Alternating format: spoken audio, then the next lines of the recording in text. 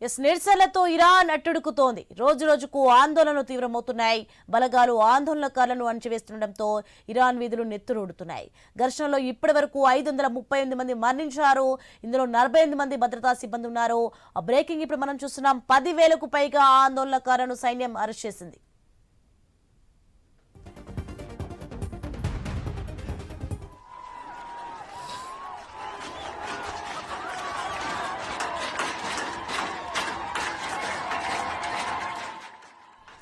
ఇక ఇరాన్ పై సైనిక చర్య దిశగా అమెరికా సన్నాహాలు చేస్తున్నట్లు తెలుస్తోంది.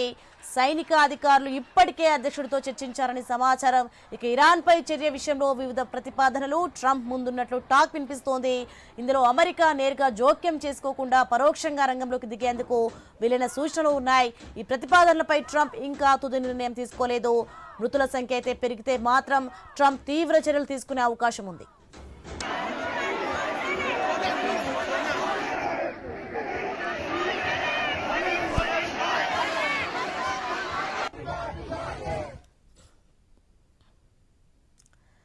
ఇక ఆందోళనకారులను ఉగ్రవాదులతో పోల్చారు ఇరాన్ అధ్యక్షుడు మసూద్ పెజెష్కియాన్. ఈ మూకలు సమాజాన్ని నాశనం చేయడానికి ప్రయత్నిస్తున్నాయని విమర్శించారు.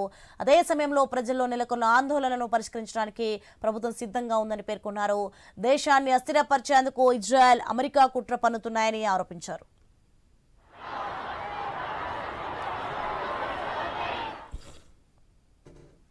ఇరాన్ పార్లమెంట్ తీవ్ర ఆగ్రహం వ్యక్తం చేసింది. అమెరికాకు మన్నమంటూ సభ్యులు నినాదాలు చేశారు.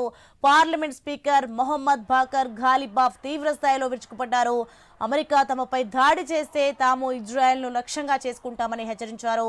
పశ్చిమాసియాలోని అమెరికా సైనిక స్థావరాలను నాశనం చేస్తామని పేర్కొన్నారు. ఇక ఇరాన్ వ్యాఖ్యలతో ఇజ్రాయెల్ అప్రమత్తమైంది. అమెరికా విదేశాంగ మంత్రి మార్కో రూబియో ఇజ్రాయెల్ ప్రధాని నెతన్యాహుతో సంభాషించారు. ఇరాన్లో ప్రజా ఆందోళనలు, సిరియా, గాజాలో పరిస్థితులపై చర్చించినట్లు సమాచారం.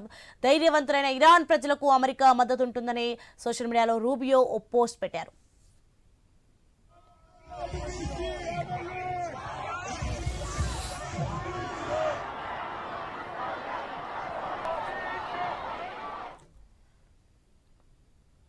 ఇరాన్ ఆందోళనలు విదేశాలకు సైతం వ్యాపించాయి. లండన్లో ఇరాన్ రాయబార కార్యాలయం వద్ద నిరసనలు జరిగాయి. ఎంబసీ బాల్కనీ పైకి ఎక్కి ఇస్లామిక్ రిపబ్లికన్ జెండాను తొలగించారు ఆందోళనకారులు.